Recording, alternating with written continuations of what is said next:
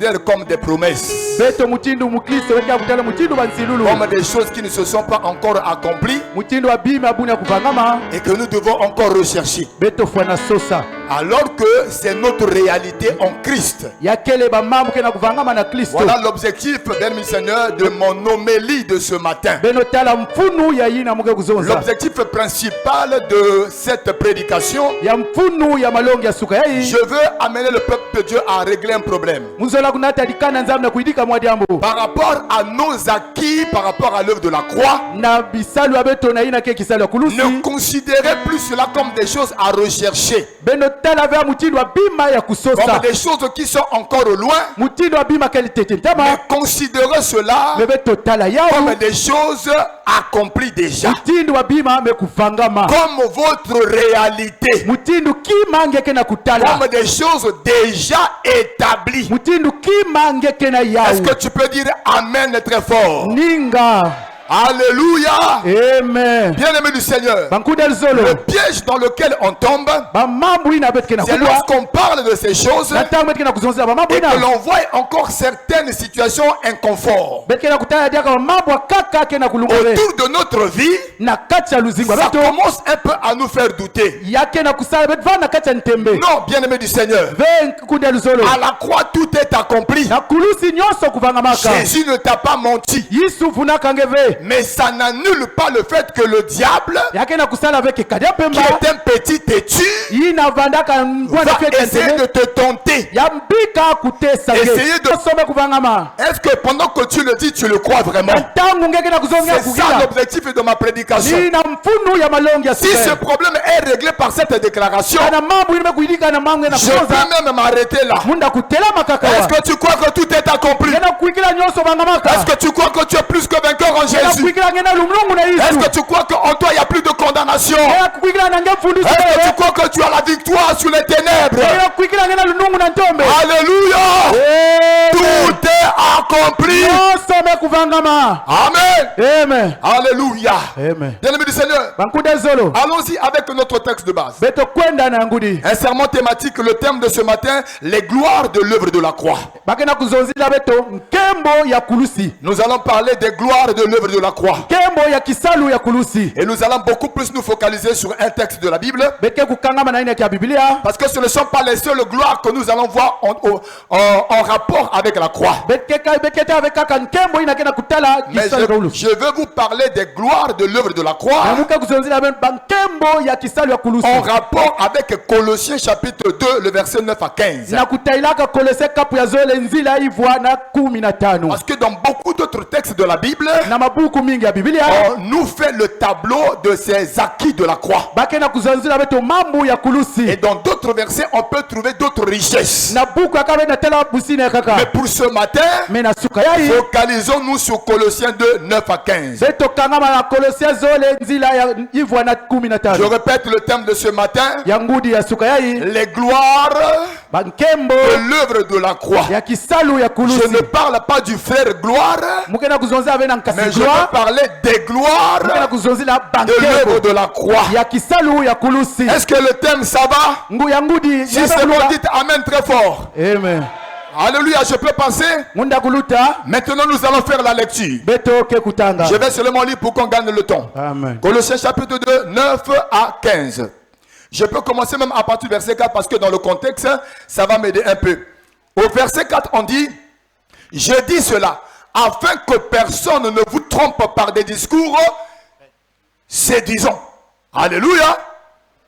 Au verset 8, on dit: prenez garde que personne ne fasse de vous sa proie par la philosophie et par une vaine tromperie, s'appuyant sur la tradition des hommes et les rudiments du monde et non sur Christ. Maintenant nous rentrons dans le texte qui nous concerne. Verset 9.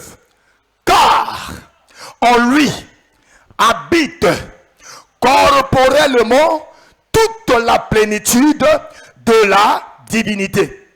Vous avez tout pleinement en lui. Je le répète, Église, tu dois savoir qu'en Jésus, tu as pleinement tout. Est-ce que tu le crois? Amen. Est-ce que tu le crois? Amen. Est-ce que tu le crois? Amen. Je le répète encore. Vous avez tout pleinement en lui. Alléluia. Qui est le chef de toute domination et de toute autorité. Et c'est en lui que vous avez été circoncis d'une circoncision que la main n'a pas faite. Mais la circoncision de Christ qui concerne dans le dépouillement du corps de la chair. Ayant été ensevelis avec lui par le baptême, vous êtes aussi ressuscités. Retenez ça. En lui, avec lui. Par la foi, en la puissance de Dieu qui l'a ressuscité des morts. Vous qui étiez morts par vos offenses et par l'incirconcision de votre chair, il vous a rendu à la vie avec lui en nous faisant grâce pour toutes nos offenses. Retenez ça. Il a effacé l'acte dont les ordonnances nous condamnaient et qui subsistait contre nous. Et il l'a détruit en le clouant à la croix. Il a dépouillé les dominations et les autorités et les a livrées publiquement en spectacle en triomphant d'elles par la croix. Est-ce qu'on peut acclamer Jésus? Gloire à toi, Seigneur. Alléluia. Amen. Bien, est-ce qu'on peut commencer? Est-ce que tu es fatigué? Parce qu'on a beaucoup loué ce matin. Alléluia. Amen. Bien-aimé du Seigneur, tu me donnes le go. Est-ce que tu peux me donner le go? Le go, c'est-à-dire le signe. C'est bon? Amen. Si tu me donnes le go, fais comme ça. Ça veut dire vas-y. Alléluia. Bien-aimé du Seigneur, commençons par l'introduction, nous allons prendre le contexte. Tournez-moi le retour là ici parce que je sens bien ma voix ici. Là. Tout le verbe. Alléluia. Amen. Le contexte historique du livre de Colossiens. L'église, il y avait des fausses doctrines qui étaient en train de mettre en difficulté la foi des chrétiens de Colosse.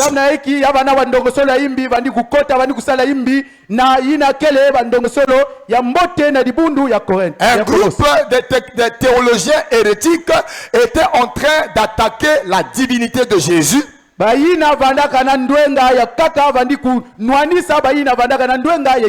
appelle les gnostiques. Eux, ils ne croyaient pas que Jésus pouvait être Dieu. Dans leur raisonnement, la matière est une mauvaise chose. Et comme Dieu est saint, il ne peut pas habiter dans un corps. Et puisque Jésus a un corps, donc automatiquement Jésus ne peut pas être.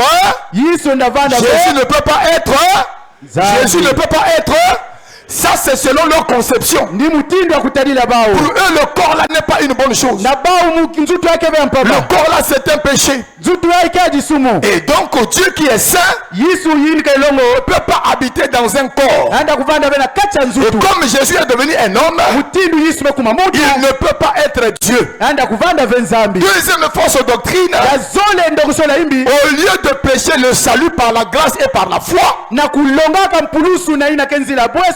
était en train de dire aux chrétiens, non, même si tu as cru en Jésus, il faut qu'on puisse t'initier. On doit te donner certaines connaissances particulières. Tu dois subir l'initiation pour que tu puisses atteindre le salut. Bien-aimé du Seigneur, voici ces fausses doctrines qui étaient en train d'attaquer l'église de Colosse. Et c'est à cause de cela que Epaphras fait le voyage vers Paul, où il est venu faire un séminaire pour que Paul puisse le coacher. C'est comme ça que Paul écrit la lettre en démontrant que Jésus est Dieu et en détruisant les hérésies de ces fausses doctrines, pour que Epaphras puisse aller sauver la foi de l'église. À partir du chapitre 2, vous allez voir que Paul commence à attaquer les fausses doctrines. C'est ce que nous avons vu dans le verset 4 là. Il dit, je dis cela afin que personne ne vous trompe. par des discours de séduction. Et qui commence à donner le vrai évangile pour protéger la foi des chrétiens. Et dans le verset 8, on dit prenez garde. Bien-aimés du Seigneur, ces fausses doctrines jusqu'aujourd'hui existent encore. Et qui sont en train d'attaquer la foi des enfants de Dieu. Et surtout au sujet du salut, l'évangile dit autre chose. Mais ces faux docteurs, ces faux enseignants vous amènent un autre évangile comme pour dire que le salut en Jésus n'est pas complet et que le salut en Jésus n'est pas automatique. Il ne suffit pas seulement de croire. Par exemple, quand quelqu'un a cru, on va commencer à te proposer un programme de délivrance. Quelqu'un qui a cru en Jésus, le salut c'est l'œuvre de Jésus. L'auteur du salut c'est Christ. Et lui à la croix il a dit que son salut est accompli et total. Il dit tout est accompli. Ça veut dire que tout ce qu'il fallait faire pour que l'homme soit sauvé a été fait. Il n'y a plus rien à y ajouter. Il n'y a plus rien à retrancher. Mais aujourd'hui, même les chrétiens eux-mêmes, lorsqu'il a cru en Jésus, il ne croit pas qu'automatiquement il a été délivré. Et ces enseignements-là, comme ça intéresse, ça attire beaucoup des âmes. Les mercenaires, les marmailleurs amplifient ce message pour dire à quelqu'un qui a déjà reçu Jésus que non, tu n'es pas encore sauvé. Tu n'es pas encore délivré. Il faut qu'on fasse un programme de délivrance. Tu vas faire un programme de délivrance pour que le chrétien qui a reçu Jésus soit sauvé. Est-ce que tu es en train de dire que Jésus a été incapable de le sauver et que c'est ce que toi tu vas faire qui va le sauver? C'est une insulte à l'œuvre de la croix. D'autres encore vont plus loin. Si tu ne crois pas le message de Tata Kingani, tu ne peux pas être sauvé. Il faut croire au message du temps de la fin. Il faut croire au message du pasteur frère. Bien-aimé du Seigneur, j'aimerais te dire, ce sont toutes ces hérésies qui sont en train de détruire la foi des enfants de Dieu. Et s'appuyer sur ces œuvres-là, c'est s'éloigner du salut.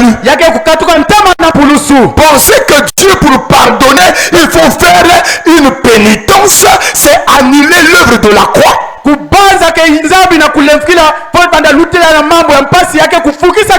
Parfois vous allez trouver des gens, il a cru aujourd'hui. On commence à lui rappeler les péchés qu'il avait fait quand il avait 2 ans. Les avortements qu'il a eu à faire quand il avait peut-être 22 ans. Non, tu n'as pas été pardonné. Il faut qu'on prenne un moment de jeûne de repentance pour que Dieu puisse te pardonner. Et surtout ceux qui vont loin.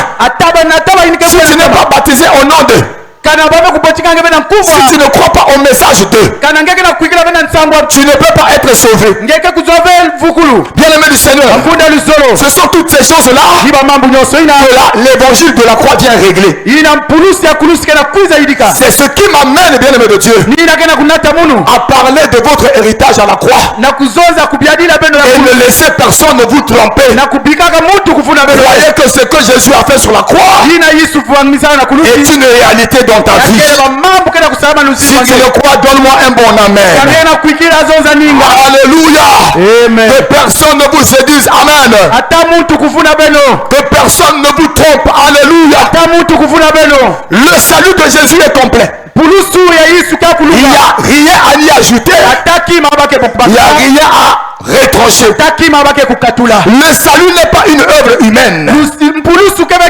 C'est Dieu qui a décidé de nous sauver. Et il en a les capacités. Et quand il sauve totalement. Parce qu'il s'appelle l'alpha et l'oméga. Le commencement et la fin. Alléluia. Le salut n'est pas une facture. Où toi tu dois encore payer des choses à Dieu. Tu veux être délivré. Donne 30 000. On va faire un travail. On va te délivrer. Tu veux être délivré. Trouve un sacrifice. Achète un pagne. Trouve une nouvelle marmite. Va acheter telle chose. Non frère. Quand tu as cru en Jésus, tu es délivré. Tu es sauvé. Il n'y a plus de prix à payer. Il n'y a plus de temps à faire. Ton salut est complet. Ton salut est total. Alléluia. Bienvenue Seigneur.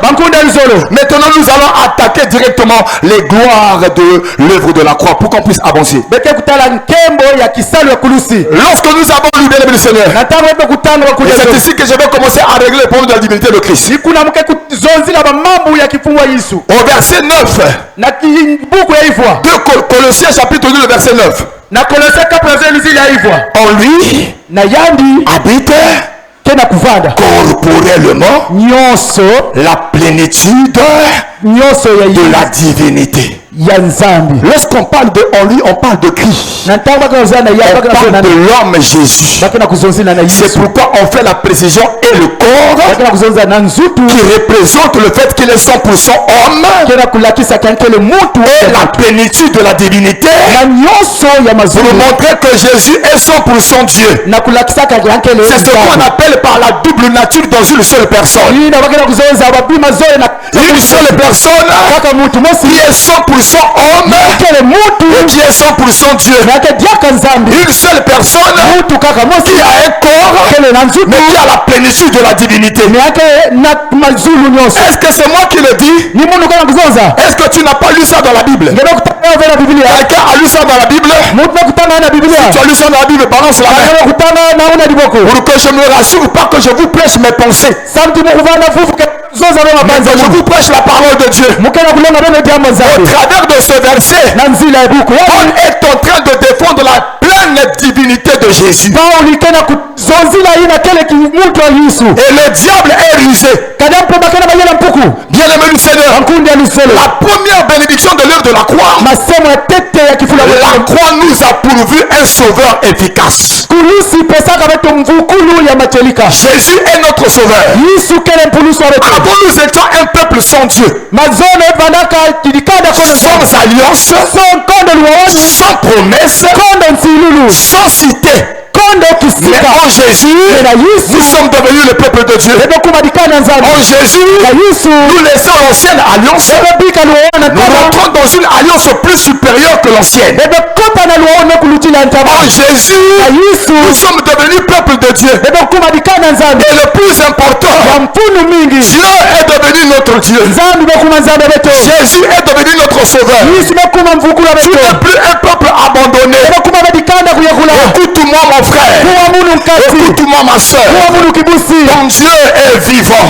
Et tu as un Dieu qui est vivant. Tu n'es pas comme les autres qui ont des dieux qu'on appelle des idoles.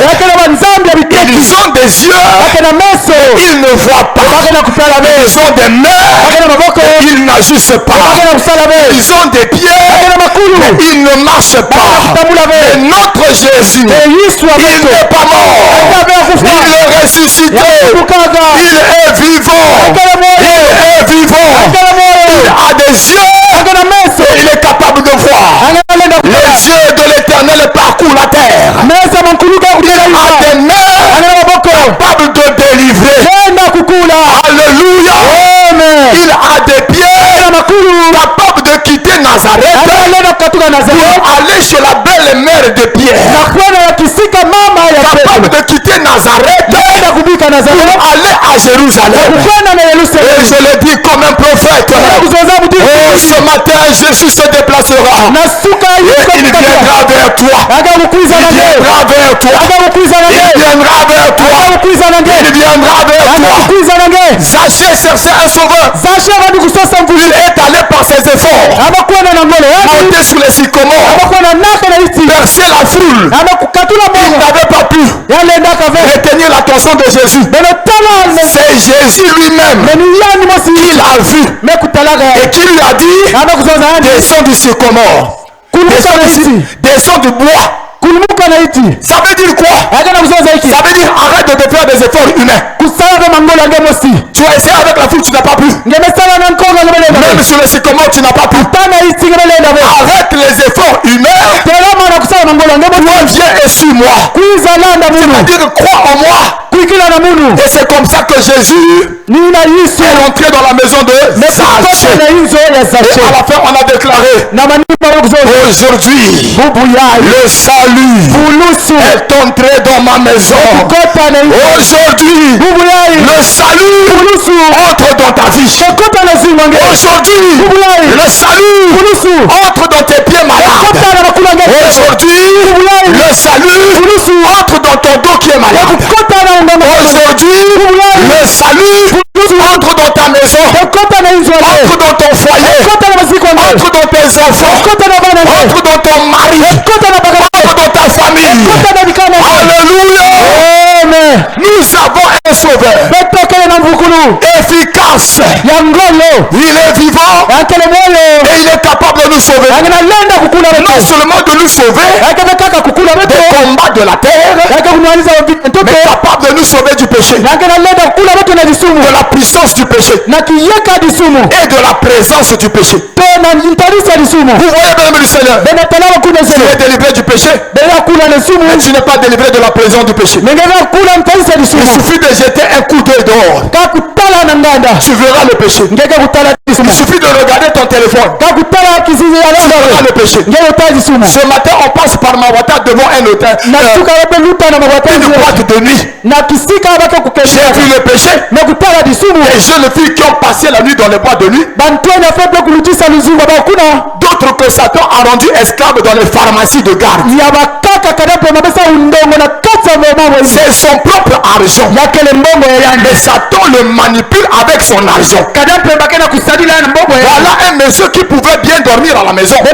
Parfois chez lui, il a climatiseur. Mais il dort dehors, sur une table, sur une chaise. Et quand il fait froid, il tire les mains. Il est l'autre dans son t-shirt. Et il est comme ça là, on dirait un petit oiseau. Ça c'est quoi, bien aimé du Seigneur? L'esclavage du péché. On voit une jeune fille. Elle n'est pas habillée. Une petite culotte ici là. Ici on cache seulement ici. Là c'est dehors. Là c'est dehors. Là c'est dehors. C'est la présence, la puissance du péché. Et on a besoin de délivrance. Alléluia. Nous avons besoin d'être délivrés. Jésus est capable de nous donner la vie éternelle. Ton prophète ne sauve pas. Je veux dire à l'église, le pasteur ne sauve pas, la CCE ne sauve pas, le prophète ne sauve pas, les hommes ne sauvent pas. Il y a un seul, car il y a un seul nom qui nous a été donné, par lequel nous puissions être sauvés. C'est le nom de Jésus. C'est le nom de Jésus. C'est le nom de Jésus. C'est le nom de Jésus. C'est le nom de Jésus. Vos prophètes là ne sauvent pas. C'est le nom de Jésus. Le pasteur Jean-Marie ne sauve pas. Le pasteur Bouchina ne sauve pas. Le pasteur Grégoire ne sauve pas. Le pasteur Rolby ne sauve pas. Il y a un seul qui est sauveur. Et c'est le Créateur. Il s'appelle Jésus. Jésus. Jésus. Jésus. Jésus. Jésus. Jésus. Alléluia. Frère, si tu me dis que ton prophète te sauve, il n'y a pas de problème. Comme les hommes disent que plusieurs chemins mènent où, hein? Beaucoup de chemins mènent à... Mais il m'a dit très fort. Beaucoup de chemins mènent à... Celui qui n'a pas encore dit, ça m'encourage. Beaucoup de chemins mènent à... Beaucoup de chemins mènent à Rome, hein? Et heureusement que ce n'est pas le ciel. Mais Jésus, lui, m'amène au ciel. Pas à Rome. Il m'amène au ciel. Alléluia. Si tu crois que c'est ton prophète qui peut te sauver, voici des questions que je te pose. 1. Est-il sans péché? S'il est sans péché, il peut te sauver. Alléluia. Oh, moi là, j'ai beaucoup de péchés, hein? Je suis en train de me battre tous les jours. C'est pourquoi je ne peux pas te sauver. Mais lui là, que vous dites, il va te sauver. Il est sans péché. Deuxième question. Est-ce qu'il connaît le chemin? Si tu ne peux pas répondre à ces deux questions, laisse-le croire en Jésus. Abandonne-le, viens à Jésus. Sois comme les disciples de Jean. Quand Jean a dit voici l'agneau de Dieu, il leur a dit moi je ne suis pas le Christ le Messie. C'est lui le Messie. Les disciples de Jean ont abandonné la religion de Jean, la doctrine de Jean, la personne de Jean pour suivre Jésus. Pourquoi le suivre? Parce qu'il est la lumière du monde. Pourquoi le suivre? Parce qu'il est la résurrection et la vie. Pourquoi le suivre? Parce qu'il est le pain de vie. Pourquoi le suivre? Parce qu'il est le chemin, la vérité et la vie. Il est le chemin, la vérité et la vie. Il est le chemin, la vérité et la vie. Il est le chemin, la vérité et la vie. C'est pourquoi, avec foi, je te le dis, comme le brigand à la croix, tu ne verras pas l'enfer. Tu n'iras pas l'enfer. Tu n'iras pas l'enfer. Avec Jésus, on ne peut pas s'égarer. Avec Jésus, tu ne peux pas te perdre. Aussi longtemps que tu restes avec lui, tu t'attaches à Jésus, tu n'iras pas l'enfer. Tu n'iras pas l'enfer. Tu n'iras pas l'enfer. Tu n'iras pas l'enfer. Même lorsque le péché viendra, le Saint-Esprit va parler à ton cœur. Parce que tu es un enfant de Dieu. Il va te dire réponds-toi. Réponds-toi. Réponds-toi. Réponds-toi. Réponds-toi. Et tu vas te relever. Et tu te laves. Et la marche continue. Alléluia. Même le péché ne peut pas t'arrêter. Même les anges ne peuvent pas t'arrêter. C'est pourquoi Paul déclare: il me séparera de l'amour du Seigneur. Est-ce la mort? Est-ce la disette? Est-ce la nudité? Est-ce les anges? Non! Rien ne nous séparera de l'amour de Christ. Alléluia! Car tout concourt pour le bien de ceux qui aiment. Est-ce que tu peux acclamer le Seigneur? Amen. Alléluia. Amen. Bien le Seigneur. Bon, on va passer vite. Deuxième gloire. L'œuvre de la croix a pourvu pour nous la puissance de la résurrection. C'est au verset 12 que nous avons cela. On parle de la puissance de la résurrection. À cause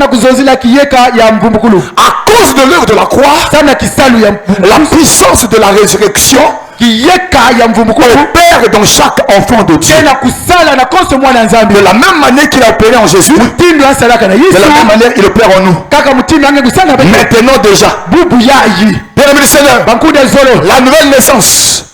La nouvelle naissance ou le baptême de la régénération, c'est la résurrection spirituelle. Tu l'as déjà expérimenté avec Jésus. Et si l'esprit de la résurrection est capable de ressusciter ton esprit qui était mort, ce qui est le plus difficile, il est aussi capable de ressusciter les choses de ce monde qui sont morts. Alléluia. Amen. Bien-aimé du Seigneur, Et regardez quelques aspects de la résurrection. Quand quelqu'un est ressuscité, tout ce qui était en lui revient à la vie. Jésus qui était mort dans la tombe, on ne le voyait plus travailler, on ne le voyait plus parler, on ne le voyait plus agir, parce qu'il était mort. Sur le plan humain, il n'y avait plus d'activité. L'ennemi du Seigneur. Mais au troisième jour, la terre a commencé à trembler. La terre a commencé à trembler. Parce que le séjour de mort n'était pas capable de retenir la vie. Parce que la tombe n'était pas capable de retenir le prince de la vie. L'esprit de la résurrection est venu. L'ange du Seigneur est descendu. Et cette pierre qui était devant la tombe de Jésus a été balayée avec puissance, précipitée loin de la tombe. À l'intérieur, celui qui était mort est revenu à la vie. Tout ce qui était en lui est revenu à la vie. C'est la même puissance qui agit en toi. C'est la même puissance qui agit en toi. Lorsque l'esprit de la résurrection est dans ta vie, tout ce qui était mort dans ta vie reprend vie. Tout ce qui était mort dans ton corps reprend vie. Le corps qui était malade est guéri au nom de Jésus. N'attends pas la guérison après la prière. Si tu reçois cette parole, cette parole est vie et esprit. Elle est capable de ressusciter tes organes morts. Elle est capable d'arracher les maladies dans ton corps. Tu peux expérimenter une guérison surnaturelle maintenant. Tu peux vivre un miracle de Dieu maintenant. Tout ce qui était mort dans ta vie reprend vie ce matin. Tout ce qui était mort dans ta vie reprend vie ce matin. Reprend vie maintenant. Que ce soit les affaires, ça reprend vie maintenant. Que ce soit les activités, ça reprend vie maintenant. Que ce soit la santé, ça reprend vie maintenant. Que ce soit le foyer, ça reprend vie maintenant. Que ce soit ta relation avec Dieu, ça reprend vie maintenant. La puissance de la résurrection. Alléluia. Amen. Lorsque quelqu'un est ressuscité, le signe qui montre l'évidence de la résurrection, c'est quoi? Celui qui était couché, il fait quoi? Il se lève. Alléluia. Tout ce qui était mort, couché dans ta vie, maintenant que tu reçois cette parole, est en train d'être relevé. Reçois l'onction du relèvement. Reçois l'onction du relèvement. Reçois l'onction du relèvement. De la restauration. Tout ce qui était par terre, la puissance de la résurrection relève. Tout ce qui était couché, la puissance de la résurrection relève. Alléluia. Alléluia. Bien-aimé du Seigneur, la troisième chose que j'ai constatée, quand quelqu'un reçoit la résurrection, la puissance de la résurrection, Jésus n'est pas resté dans la tombe. Il est sorti. C'est pourquoi je te disais, parce que tu es passé par l'œuvre de la croix, tu n'es plus dans des prisons, tu n'es plus dans des tombes, tu n'es plus dans des envoûtements, tu n'es plus dans des malédictions, tu n'es plus dans des liens de famille, les liens ancestraux. Toutes ces choses ont été abandonnées dans la tombe à la croix, et Jésus en sortant, il est sorti avec toi. Il n'y a plus de prison dans ta vie. Alléluia. Amen. La puissance de la résurrection. Là où il y a la puissance de la résurrection, tu ne peux pas rester dans les prisons. Ce n'est pas possible. Cette puissance ne peut pas être contenue par ces liens-là, par ces hôtels-là, par ces entités-là de l'administration. Alléluia. Amen. Tu es dehors. Tu es dehors. Tu es dehors. Ça ne veut pas dire que l'ennemi ne va pas t'attaquer de temps en temps. Mais le problème c'est que ici c'est la tombe. Jésus t'a pris. il t'a mis de côté. Si dans la famille, il y avait des choses comme ça, ça ne me concerne plus. Dis avec moi, ça ne te concerne pas. Ça ne me concerne pas. Dis avec moi, ça ne me concerne pas. Moi, je suis passé par la croix. S'il y avait des liens de célibat, ça fait quoi? Ça te concerne? S'il y avait des liens de célibat, non, s'il y avait des liens de célibat, s'il y avait des liens de malheur et de tristesse, s'il y avait des liens d'échec, s'il y avait des maladies héréditaires, s'il y avait des alliances de famille, ça ne te concerne pas. Parce qu'il n'y a plus de condamnation pour ceux qui sont en Christ. C'est la vérité. C'est la vérité. C'est la vérité. C'est la vérité. Alléluia. Bien-aimé du Seigneur. C'est ce que nous voulons rétablir. Christ est ressuscité. Est sorti de la tombe. Il est sorti de ce qui le retenait, de ce qui l'emprisonnait. Alléluia. Amen. Bien-aimé du Seigneur, c'est la même chose qui se passe en nous.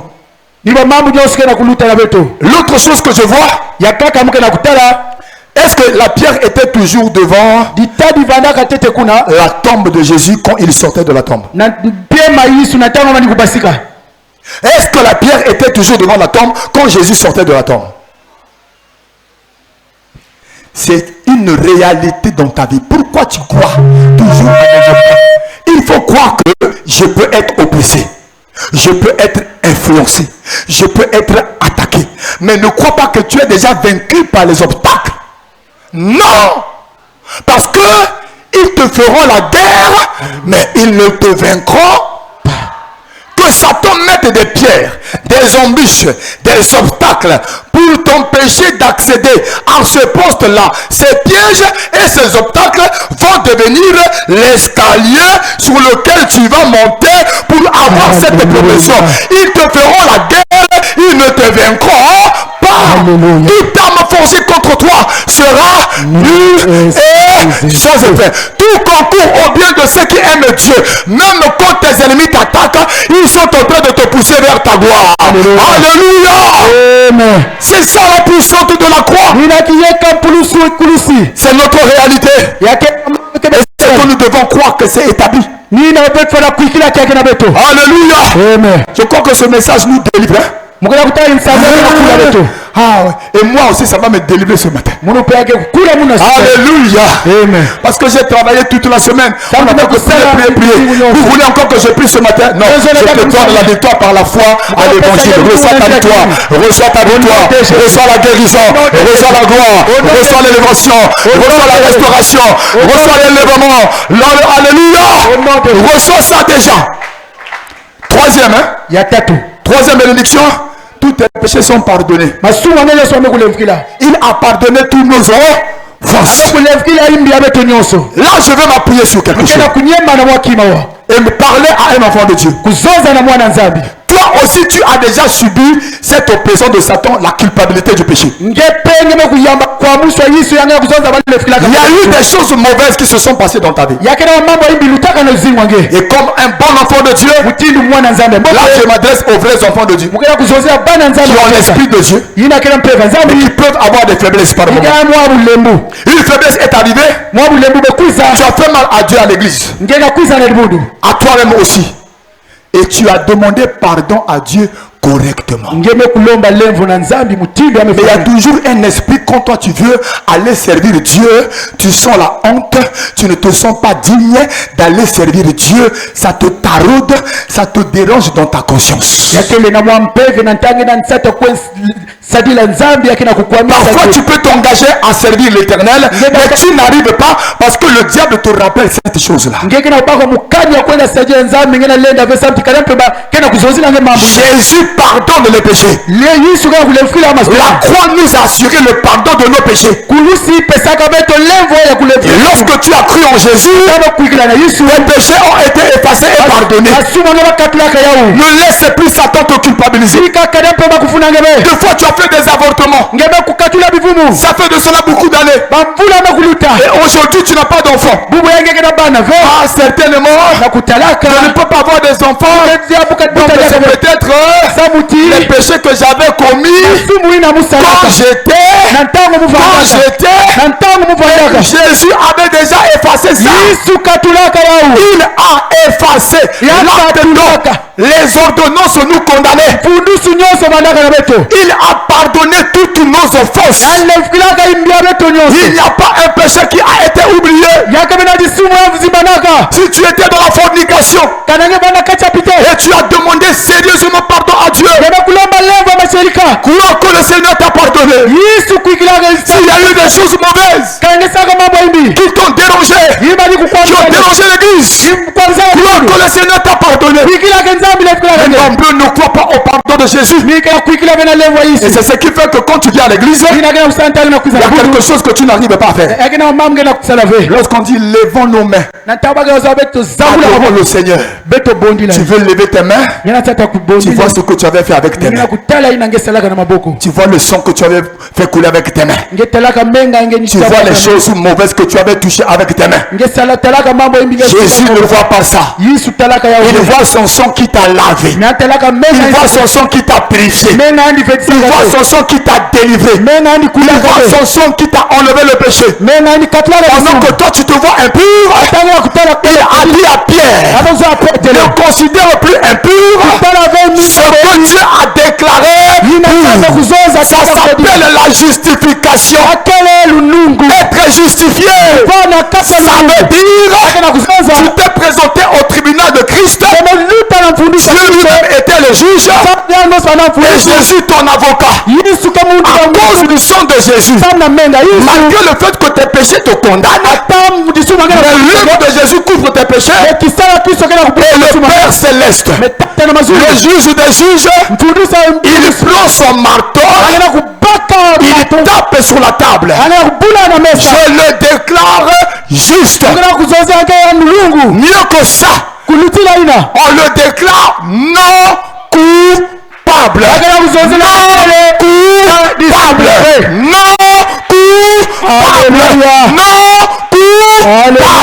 Non coupable. Non coupable. Non coupable. Tu es non coupable. Tu es non coupable. Tu es non coupable. Tu es non coupable. Le juge a déjà pris son marteau. Quand il tape, bien aimé Seigneur, c'est sa parole, c'est sa déclaration qui est autorisée et qui est confirmée, concernée. Peu importe si quelqu'un vient, oh frère, mais toi tu étais dans vie, mon frère, je suis non coupable. Mais toi tu étais une prostituée, ma soeur, je suis non coupable. C'est comme le brigand là, alléluia, Barnabas, il a vécu ça. On devait le crucifier avec Jésus. Il était coupable. Et c'est lui qui est le premier à montrer l'image du rachat par le bouc Azazel. C'est-à-dire qu'on amenait deux boucs le jour des expiations. Il y a un qu'on relâchait et l'autre ceux qui on faisait porter tout le péché du peuple et on l'envoyait au désert, il partait s'écraser sur les montagnes. C'est ce qui s'est passé entre Barnabas et Jésus. Jésus qui n'était pas coupable, il a pris sa place, on l'a tué et lui on l'a libéré. Et maintenant imaginez Barnabas qui a été connu comme un brigand, comme un Koulouna. Dans tout Jérusalem, on le connaît. Qu'est-ce qu'ils vont dire? Ben tel monde bandit. Barnabas dira, mon frère, oui, c'est vrai, je suis bandit. Tu m'as connu comme ça. Mais le juge des juges m'a déclaré non coupable. Oh, voilà le voleur là. Oh, mon frère, oui, ce jour-là, je reconnais. J'avais volé. Mais le juge des juges m'a déclaré non coupable. Toi, la femme là, tu avais avorté. Oui, ma soeur, tu as raison. Mais mon avocat, le juge des juges, m'a déclaré non coupable. Alléluia. Amen. Déclare-le, je suis non coupable. Je suis non coupable. Et ça ne me concerne plus. Je suis non coupable. Ça ne me concerne plus. Et si bien aimé du Seigneur, même un démon de la famille, il vient te dire, oh, tu fais partie du sang de cette famille. Votre père Vous avez tous condamné à la malédiction, à la pauvreté, au chômage, à des maladies, à l'humiliation. Je dirais à ce démon, oui, tu as raison. C'était mon père. Et j'ai un nouveau père. Oui, tu as raison. C'est ma famille. Mais Dieu m'a fait rentrer dans une nouvelle famille. Oui, tu as raison. C'était mon sang. Mais le juge des juges m'a déclaré non coupable. Alléluia. Non coupable. Au lieu de célibat, non coupable. Maladie héréditaire, non. Alléluia. Alléluia. Est-ce que tu peux te lever, maman, commencer à le déclarer toi-même? On va faire comme ça, on prie, on prêche, on prie. On prêche, on prie. Alléluia. Comme ça, on va finir bonne fois. Lève-toi, dis à Satan, dis aux auteurs de ta famille, je suis non coupable. Les choses de la famille, là, ça concerne la famille, mais pas moi. Pas moi. Alléluia. Oh, les malédictions de famille. Hey, ça ne me concerne. Je ne suis pas concerné. Non.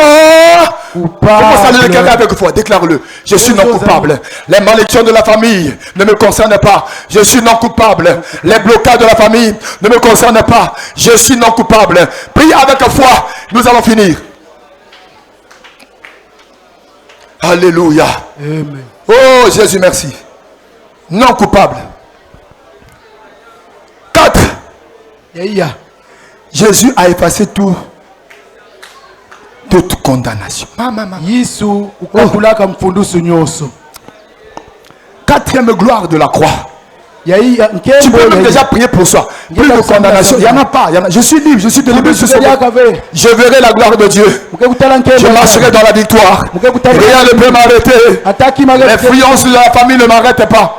J'appartiens à Jésus. Alléluia. Amen. Alléluia. Amen. Est-ce qu'on peut acclamer le Seigneur? Alléluia. Reprends ta place. Reprends ta place. Déjà vous êtes délivrés. À cause de cette parole que vous êtes en train d'écouter. Si tu le crois, acclame le Seigneur. Alléluia. Gloire à Jésus. Quatrième bénédiction. On en avait combien? On en a combien? J'avais donné. Ça, 3 déjà. Quatrième donc. Bon. Quatrième, on va aller plus vite. Alléluia. Amen. Jésus a effacé toute condamnation. Avant que je n'avance, je veux insister. Regarde. C'est pourquoi je te disais le salut est automatique. Quelqu'un qui est venu dans des liens, dans des combats, dans des situations, dans des malédictions, envoûtements, le jour où tu as cru là, automatiquement, pas demain, les condamnations sont, les liens sont tombés, les malédictions sont tombées. C'était à l'instant. C'est pourquoi Jésus a dit au brigand à la croix, aujourd'hui même, pas demain, tu seras avec moi dans le paradis. C'est l'image de l'état de félicité éternelle. C'est le résultat final du salut. Comme j'ai cru, automatiquement, je passe des ténèbres à la lumière. De la puissance de ce monde à la puissance de Dieu. De la mort à la vie. De la condamnation à la liberté. Ça s'est passé le jour où tu as cru. Donc dans ta vie là, Alléluia. Les malédictions ont été effacées. Ça a été effacé. Ça n'existe pas. Ça a été effacé. Ça a été effacé. Est-ce que tu le crois? Est-ce que tu le crois? Bon, si tu le crois, dis-le à 1, 2, 3 bien-aimés. Tout a été effacé. Il n'y a plus de qui n'existe. Dis-lui ça, il n'est pas au courant. Alléluia. Alléluia. Amen. Frère, mon frère, tu n'as pas trouvé de voisin? Mon frère, tu n'as pas trouvé de voisin? Hein? Mais tu peux me dire ça, non? Dans ta vie encore maintenant. Hein? Alléluia. Amen. Ça a été effacé. Satan a pris un gros tableau. Il est allé devant Jésus. Il a commencé à écrire tous tes péchés. Il a commencé à écrire tout ce que tes parents avaient fait. Il était venu demander la richesse sur moi. Et il m'a vendu ses enfants. Il était venu demander la puissance sur moi. Et il a sacrifié tous les aînés. Il était venu demander l'autorité sur moi. Et il a sacrifié toutes les filles vierges de la famille. Ce tableau-là, il a écrit. Dieu aussi est en train de le regarder. Parce qu'il savait que avant la fondation du monde, nous avons été élus et prédestinés en Christ. Jésus a déjà été préparé pour venir régler ce problème. Lorsque Satan était en train de crier cette condamnation là, ce qu'il ne savait pas, avant que lui ne pense à ça, Dieu avait déjà trouvé une solution à ses accusations. Il est venu en retard. Il est venu trop tard. Le problème était déjà réglé. Un match à rejouer. On avait gagné 3-0. Et lui ne savait pas. Alléluia. Et Dieu l'a laissé comme ça. Les siècles passent. Les millénaires passent. Abraham passe. Joseph passe. Et un jour, l'ange va voir Marie. L'Esprit du Seigneur viendra sur toi. Et la puissance du très haut te couvrira. Et cet enfant qui naîtra de toi sera un enfant saint. Et c'est lui. Et c'est lui. Et c'est lui. Et c'est lui. Et c'est lui qui sauvera du péché. Alléluia. Et Jésus va à la croix. Après la croix, quand tu rentres dans la tombe là, il est allé au tribunal de Dieu là pour nourrir. Il a seulement prié. Il dit, Père, tu as demandé la justice. Toi, tu ne peux pas pardonner le péché si la peine n'a pas été consommée et payée. Il fallait que la peine soit payée pour que la justice soit établie. On ne peut pas libérer un coupable sans peine. Mais Jésus a payé. C'est pourquoi il a le droit de te racheter et d'aller devant Dieu. Père, tout ce que tu avais demandé, moi je l'ai accompli. Oh Seigneur, je ne sais pas comment je vais faire. Alléluia. Je me rappelle de ce 24e vieillard avec Jean dans l'île de Patmos. Jean a vu un agneau immolé et une voix qui disait: qui se lèvera et qui ira sauver les hommes? Personne dans le ciel, parmi les anges, n'a été trouvé digne. Alors Jean a vu que la situation de l'humanité n'avait pas quelqu'un qui pouvait les aider. Et c'est comme ça qu'il a commencé à pleurer. Mais quelque chose s'est passé. L'un des vieillards est venu avec la bonne nouvelle. Alléluia. Alléluia. La bonne nouvelle a commencé à être prêchée dans le ciel. Alléluia. Ce n'est pas vous. Alléluia. Il s'est approché et dit: oh mon enfant, je t'apporte la bonne nouvelle. Sèche tes larmes. Sèche tes larmes. Sèche tes larmes. Ne pleure pas. Sèche tes larmes. Ne pleure pas. Car l'agneau de Dieu a été trouvé pour ouvrir le livre et d'en rompre les sceaux. Les sceaux ont été rompus par l'agneau de Dieu. Il m'a sauvé. Il m'a délivré. Il m'a délié. Je suis libéré. Je suis libre. Je suis libre. Je suis libre. Je suis libre. Au nom de Jésus. Alléluia. Alléluia. Oh, merci Seigneur. Il est venu. Il a pris seulement son sang. Sa main là. Avec son sang. Il fait comme ça là. Il efface. Il fait ça. Il efface. Il fait ça.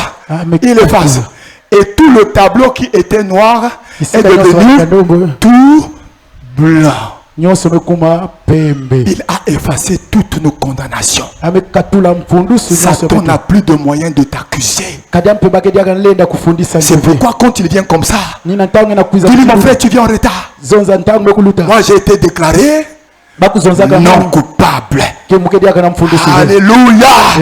Est-ce que nous pouvons acclamer l'œuvre de la croix? Amen. Oh mon frère, je veux vous donner un petit secret. Effacer veut dire sécher. Effacer veut dire éliminer. L'acte du Seigneur divin n'est pas un acte anodin. Il est profond. Tes péchés n'ont pas seulement été effacés, mais ça a été séché.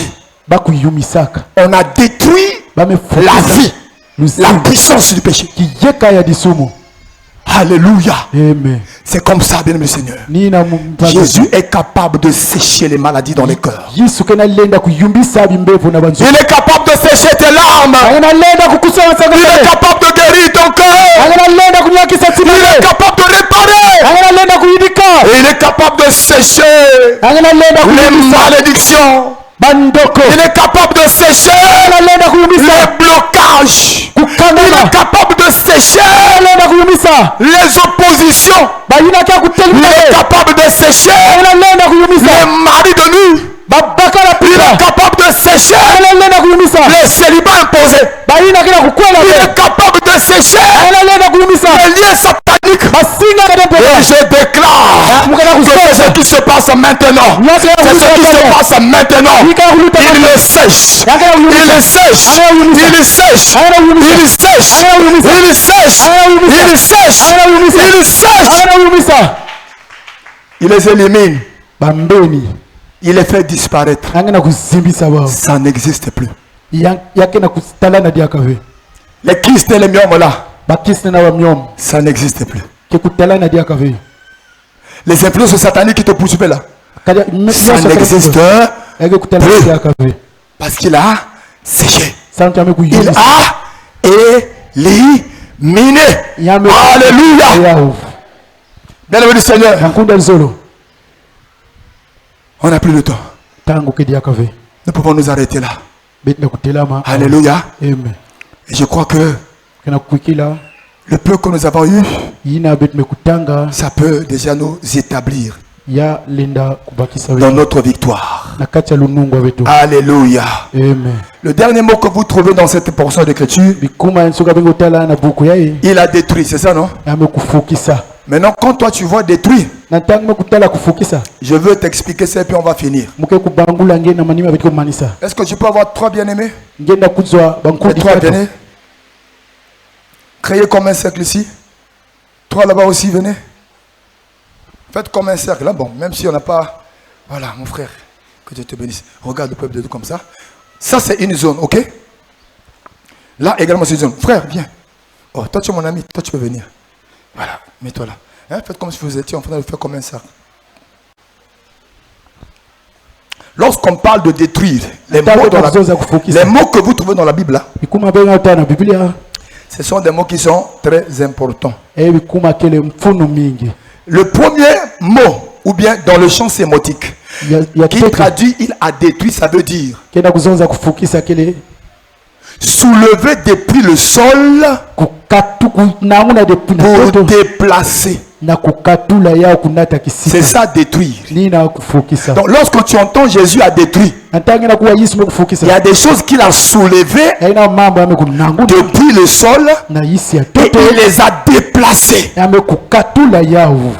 C'est déplacé d'un endroit à un autre, mais aussi c'est prendre avec force pour déplacer. Et ça se passe dans les deux sens. Ici vous avez la gloire et la présence de Dieu,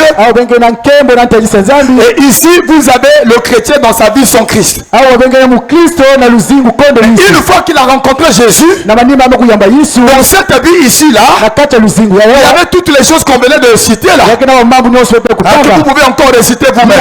Quand Christ entre dans sa vie, la première des choses, il fait quoi?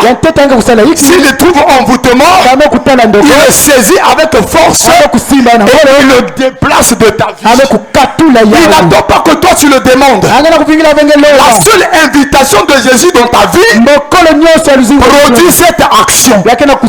S'il trouve par exemple le péché, il le prend avec force. Cet esprit-là veut ou ne veut pas, il ne peut pas s'opposer à Jésus. Jésus le prend et le déplace. S'il trouve encore les obstacles qui t'empêchent à avancer dans la vie, il trouve la sorcellerie, il trouve les sirènes, il trouve toutes ces choses-là. Il ne demande pas la permission des sirènes. Ton invitation à Jésus dans ta vie, c'est ce qui lui donne le droit de prendre en charge tous ces esprits. Il les ramasse tous et ils ne peuvent pas résister. Il le prend avec force, il le déplace et toi tu restes libre. Voici ta condition en Christ, voici ta réalité en Jésus. C'est comme ça que toi tu es sauvé, tu es libéré, tu es en paix, tu es affranchi. Si le Fils de l'homme vous affranchit, vous êtes réellement. Alléluia. Amen. Ça ne s'arrête pas. On a dit quoi là-bas? Non seulement qu'il a déplacé, mais c'est de prendre pour amener à un endroit. Alléluia. Jésus ne nous a pas laissé ici dans la condition humaine déchue. Mais il nous a pris nous-mêmes. Il nous a transportés ici. Parce que s'il te laisse ici là, souvenez-vous de Matthieu chapitre 12 verset 44, une maison qui était vide. On avait balayé. Les démons qui étaient partis là, ils sont revenus. Parce que jusque-là, il n'y a aucune présence de Dieu qui te protège. Il te prend, il te met dans le Fils. Il te remplit du Saint-Esprit. Et toi et le Saint-Esprit. Et Jésus, il vous emmène dans le sein du Père. Voilà là où tu es caché dans la gloire de Dieu. Frère, là où tu es, est-ce qu'un démon peut venir là? La sorcellerie peut venir là. Les blocages peuvent venir là. Ils ne peuvent pas. Ce n'est pas possible. C'est ce que Jésus a fait. C'est ça ta condition. Tu es dans la gloire. Tu es dans la victoire. Tu es dans la présence de Dieu. Tu n'es plus dans l'humiliation. Tu n'es plus dans l'humiliation. Tu es dans la gloire. Et tu es dans la victoire. Et que Dieu vous bénisse. Alléluia. Amen. Prends un instant, si tu vas prendre de suite. Alléluia. Gloire au Seigneur.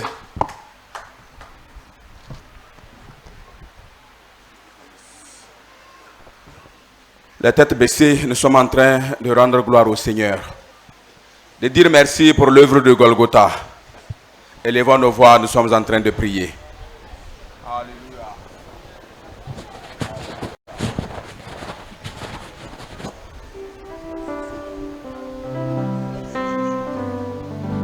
Non, nous avons reçu quelque chose. Dis merci à cette personne. Dis merci à Jésus. Alléluia.